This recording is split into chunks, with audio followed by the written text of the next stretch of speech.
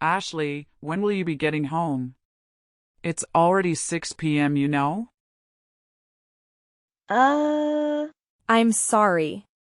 My meeting lasted a little longer than I expected. I'm just about to get on the train home. Ha! You've been coming home later and later these days. My boy George has been sitting here waiting with a growling stomach. Do you intend to make my son starve? I'm sure that you're more than capable of sneaking out of meeting at work. Please make more of an effort, young lady. Your husband's dinner is far more important than your meetings anyway. No, this was an important meeting about one of our collaboration products with another company. I'm in a position of responsibility on this project, so there's no way I can leave before the end of a meeting. Stop making excuses. To focus single-mindedly on work while abandoning your essential duties as a wife, such as looking after your husband, is simply not acceptable. My son has no need for such a sloth of a wife. He'll divorce you, I say, divorce. Looking after him? Oh, come on. George is a fully grown man, not a baby.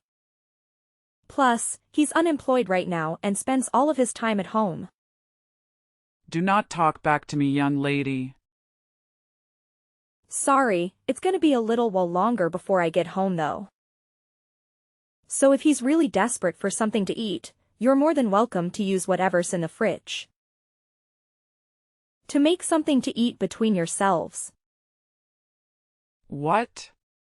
Do you seriously intend to make your mother-in-law into some cheap imitation kitchen maid?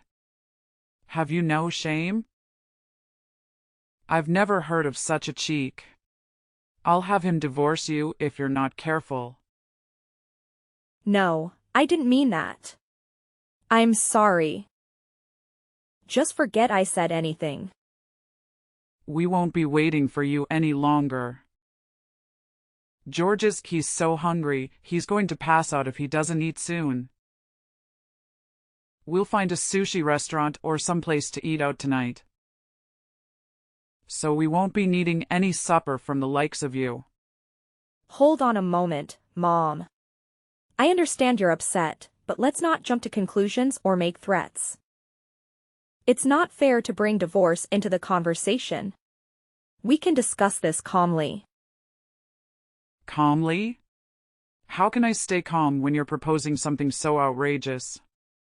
Making your own mother-in-law work as a kitchen maid is disrespectful, to say the least. I'm your family, not hired help. I apologize if it came across that way, Mom. It was never my intention to disrespect anyone. I was merely suggesting that you could lend a hand in the kitchen, not take on the role of a maid.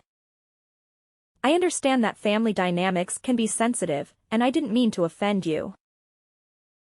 Well, it certainly sounded like you were suggesting something demeaning. But let's put that aside for now. We need to focus on George's hunger. He's feeling really weak, and we can't afford to wait any longer.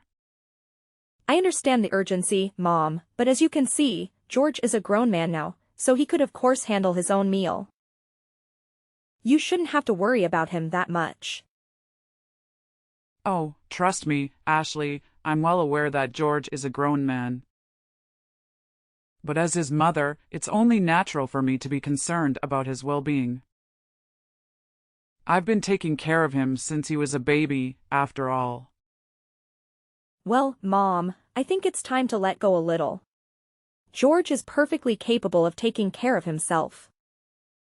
He doesn't need to be coddled or worried over every minute of the day. Coddled? Worried over? Oh, please, Ashley. It's called being a loving and caring mother. I'm not smothering him, I'm simply looking out for his best interests. And honestly, I would expect you as his spouse to understand and respect that. I do understand, Mom, but sometimes your concern can be a bit overbearing. George is an adult, and he deserves the freedom to make his own choices and decisions, even when it comes to something as simple as a meal. What the hell are you talking about? How dare you talk about your husband like that? It's your responsibility to take care of your husband, but now I'm doing it for you. Actually, you would certainly have to thank me for that, don't you think? Mom, we are adults. We could look after ourselves. Could you please stop intervening in our life? It's just inconvenient. Oh, good grief, you really are a failure of a wife. My son picked this short straw with you, didn't he? I'll have him divorce you before long. I mean it. 3 hours later. George, are you there? You got a minute? What is it? I was just about to go to sleep. Besides, if you want to say something, why not just come and talk to me? Why do you need to send messages when we're in the same house? But if I come to speak to you, your mom will probably overhear us. Anyway, it's about your mother. Is there no way we can live separately? This arrangement with the three of us is just not working. What? For God's sake, you're not going on about my mom again, are you? To tell the truth, George, I'm extremely stressed. I agreed to have her live with us because I felt bad about her being lonely after your dad passed away. But she's causing me so much stress, it's unreal. Does she think I'm some kind of slave? She forces me to do all the housework despite the fact that I'm working long hours. Not only that, but she barely ever lifts a finger herself. If there's ever anything she doesn't like, even just a little bit, she immediately brings up divorce and threatens to make you end the marriage with me. What's more, despite the fact she makes absolutely no money and contributes nothing to the household finances, she goes out to restaurants on lavish spending sprees, always bringing home bags of frivolous junk. There's no other way to put it, George. I've reached my limit and I can't take it anymore. What can I do? You can complain about her as much as you like. But she doesn't have anywhere else to go. She sold the family home when my dad died. We're the ones who took her in. I could hardly send her packing now, can I? The only money she has to her name is her pension, so when she says she can't afford to contribute, she's not lying. Plus, without my dad, she's super lonely. Surely, it wouldn't hurt to indulge her selfishness, just a little bit every now and then? This goes beyond the level of mere selfishness. She sneers and barks orders at me, tells me I'm not fit to eat in the same room as her, and forces me to eat nothing but leftovers.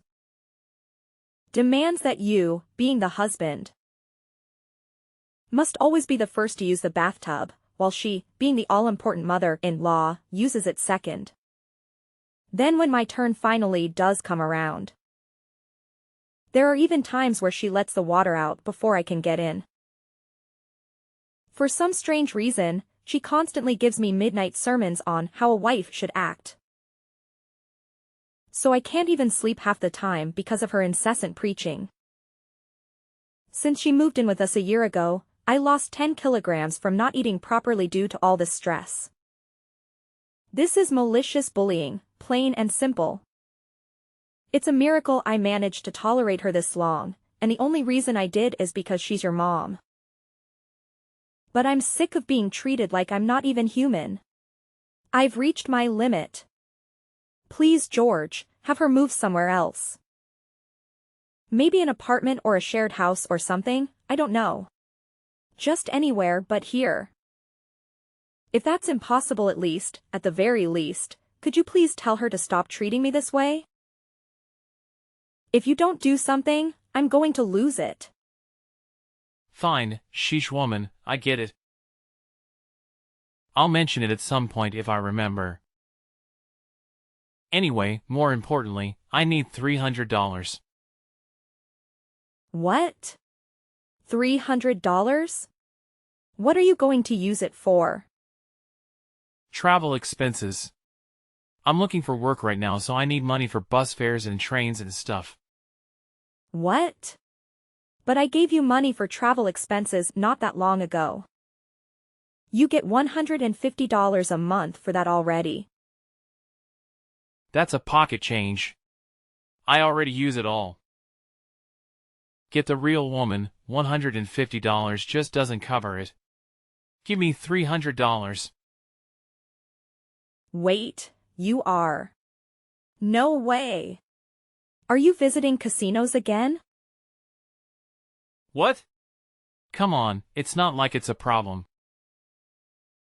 I don't go very often and I hardly spend anything when I do.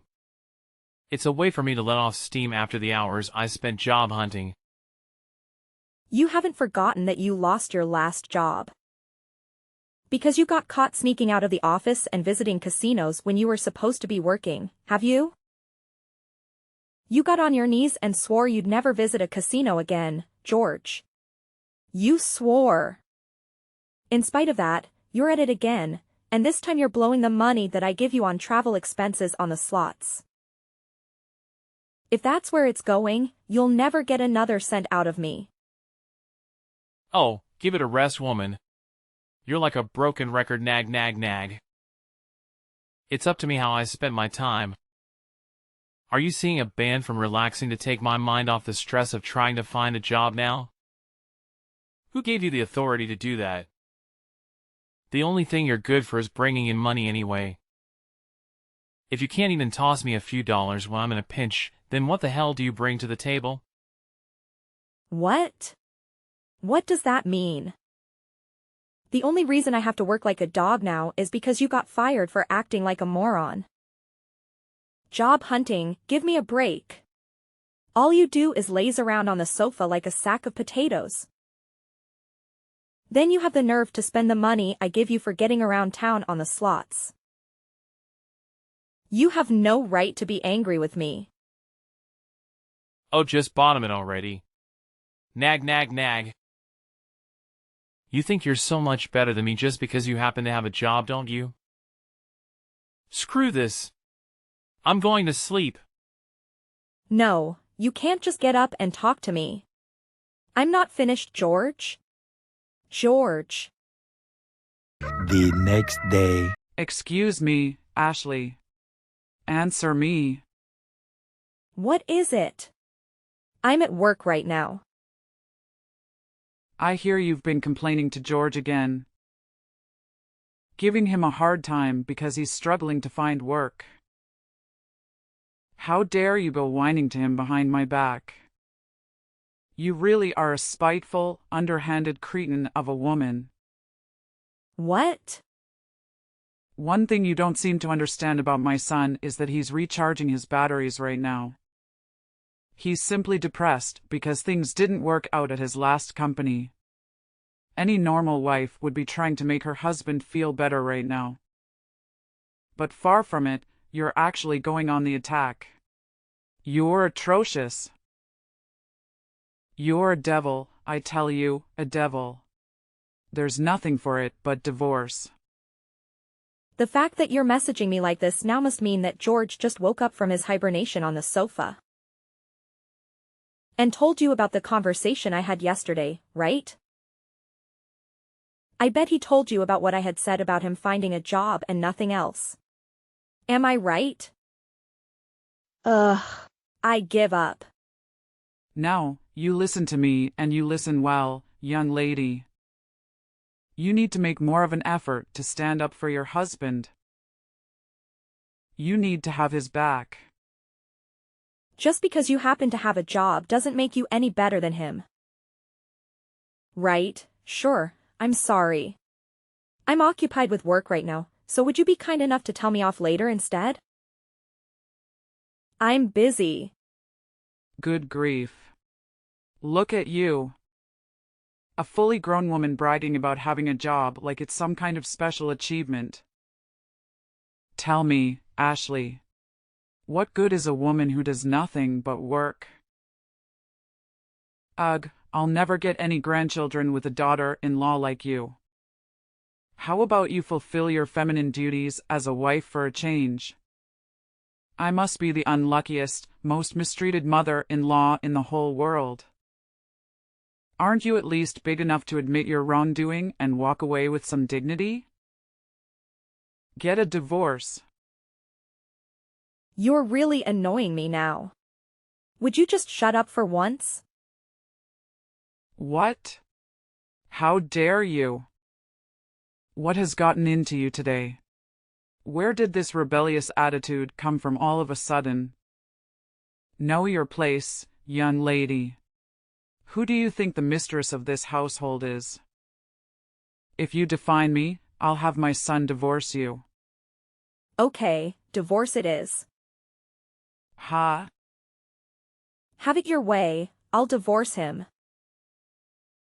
It's not like I particularly enjoy being married to an unemployed leech anyway. Nor do I take any great pleasure in having to live with his parasitic megalomaniac old hag of a mother. I'm tossing that egotistical, jobless douchebag in the gutter where he belongs. I'll divorce him then, let's do it. I'm ready. Wait. What's gotten into you, Ashley? Is this some kind of joke? Are you being serious? You'd actually go through with it? You see, the thing is, you should have known that there was a limit to how much of your crap I was willing to tolerate. What? Did you think I was just gonna shut my mouth forever like an obedient little slave while you hurled abuse at me? Are you and George actually aware of your current positions? What good is a woman who does nothing but work, you ask? How about putting food on the table for you and your waste of a spaceman child of a son? Who do you think it is putting a roof over your heads? Who do you think it is who's looking after you and enabling your lazy deadbeat lifestyles? Go on, think about it. This one's really easy. Well. Oh my God. Ashley. What's gotten into you? This isn't like you at all. It's not that something's gotten into me. It's that you think you can manipulate and take advantage of me and my kindness. Ask yourself, do you think I enjoy feeding, clothing, and providing shelter for a malicious, bullying old hag of a mother-in-law? The only reason I reluctantly agreed to you living here in the first place was due to my mercy and kindness. Because I felt bad about you living all on your own after your husband died, and this is how you repay me? By walking around like you own the place and treating me like your slave? Then you have the nerve to threaten me with divorce when you don't get your own way? Do you have any awareness of how arrogant and shameless your behavior is? Well. Are you going to answer me, you miserable, sponging witch? No, but taking care of your mother-in-law is a decent thing to do. What? I'm not sure that common decency like that applies to sponging vagrants. You are also aware that I'm not your daughter, right? Even still, I wouldn't tolerate this from my own mom. So what do you think gives you the right? If you were actually my mom, I'd be just as eager to get you out of my life. Ashley, wait. Ashley, I may not be your mother, but surely this is still no way to talk to your mother-in-law. And what on earth is with all this coarse, vulgar language? You barbarian. It's just that I thought all along you are simply not suitable to be my son's wife. It's divorce for you. Divorce. Get out. I already told you I'm divorcing him. However, the only ones who need to get out are you two. What? Why? Seems like you might have forgotten this minor detail. But the place you are currently living in rent-free, like the pair of grotesque parasitic termites you are, is the apartment I bought back when I was single. It's my name on the deed, and it's my apartment. What? Really? No way, you actually forgot? I did tell you before. Remember? It was the day you moved in. I gave you a thorough explanation about all the details regarding the living situation. Aren't you a little too young to be going senile? Well, now that you mention it, I think I might remember you telling me something along those lines. But you can hardly expect me to remember every conversation we had last year. The thing is, whether you remember or not makes zero difference to me. Once the divorce is finalized, you and the Sloth King will be packing your things and leaving for good. Because, as I told you, you're living in my apartment. You'll no longer be my mother-in-law and he'll no longer be my husband. And sadly for you, I'm not the kind of person to let a pair of strangers live like bums in my house. Now, I'll be handing George the divorce papers when I get home today. Make sure the two of you get your belongings together, okay? Luckily for you, in my infinite generosity and benevolence, I'm willing to give you until tomorrow evening to get out. Don't think you'll be getting anything to eat though. Ashley, just wait.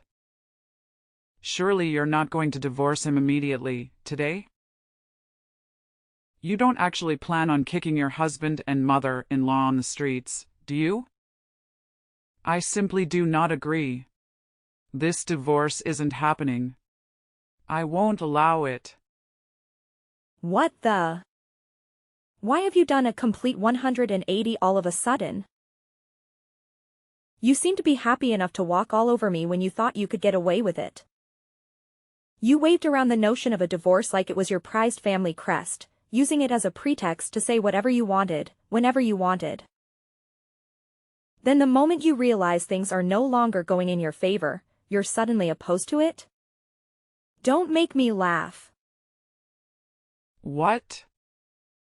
You're the one who started all this in the first place. You wanted to fight, didn't you? All I did was give you what you wanted. You should be grateful. Don't you dare start trying to worm your way out of it all of a sudden. And I won't allow it? Who do you think you are? Since when were you the queen? Did I miss your coronation? How about you try cultivating some awareness of your own position for once and putting a lid on that monstrous mouth of yours? I'm so sorry. This is all my fault. It's too late to apologize now. I'm dead set on divorce and nothing can change my mind. Make sure you're gone by tomorrow night. And let me make one thing abundantly clear. There will be no distribution of assets. George, the eternal NET, has no savings of his own and we have no shared accounts either. There's no money for him to receive, not a single cent, so don't bother trying to put in any claims.